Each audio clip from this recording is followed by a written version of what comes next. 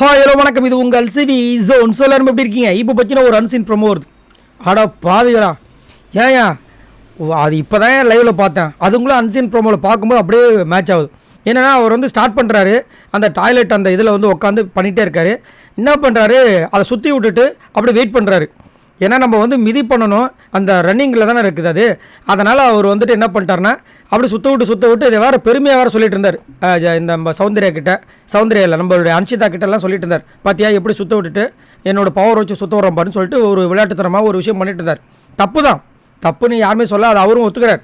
ஆனால் இன்னமும் இந்த வீட்டில் வந்து யாருமே தப்பே பண்ணாத அளவுக்கு வந்து தர்ஷிகா ஒரு ஆட்டம் ஆடுறாங்க பாருங்க. அதுதான் இங்கே பயங்கரமாக இருக்குது. ஏன்னா தர்ஷிகாவுக்கு முதல்லேருந்தே முத்துக்குமார் மேலே எவ்வளோ பெரிய வன்மம் இருக்குது உங்கள் எல்லாருக்குமே தெரியும். ஜாக்லினை விட சௌந்தர்யாவை விட அதிகப்படியான வன்மம் இவங்ககிட்ட தான் இருக்குது.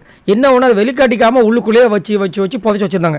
இன்றைக்கி ஒரு சான்ஸ் கிடச்சது, பூச்சி நம்ம ஆளை போட்டு தாக்கி நைட்டெல்லாம் வந்து சைக்கிள் ஓட்ட விட்டாங்க. ஏன் என்னையா நடக்குதுன்ற மாதிரி இருந்துச்சு.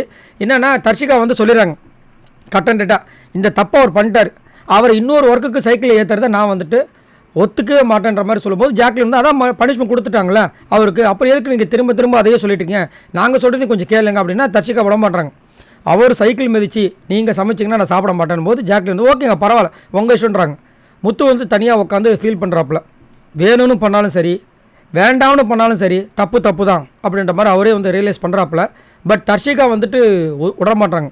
நீங்கள் எல்லோரும் சொன்னதுக்கப்புறமா அவர் ரியலைஸ் பண்ணியிருப்பா நீங்கள் நினைக்கிறீங்களா? என்னை கேட்டால் கண்டிப்பாக பண்ணவே மாட்டார் அப்படின்ற மாதிரி ரொம்ப ஓவராக பேசுகிறாங்க.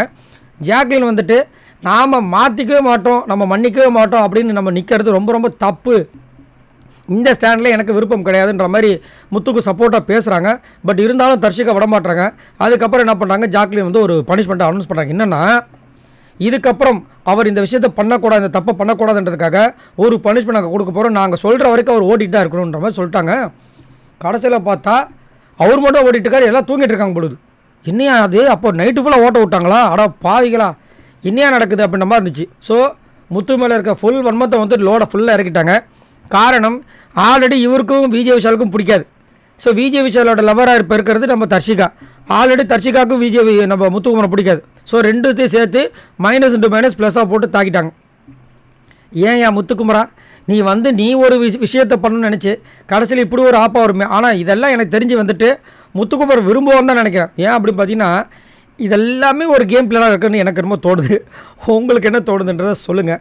பட் ஒரு இடத்துல ஃபீல் பண்ணி அவரே அதை ரியலைஸ் பண்ணுறாரு.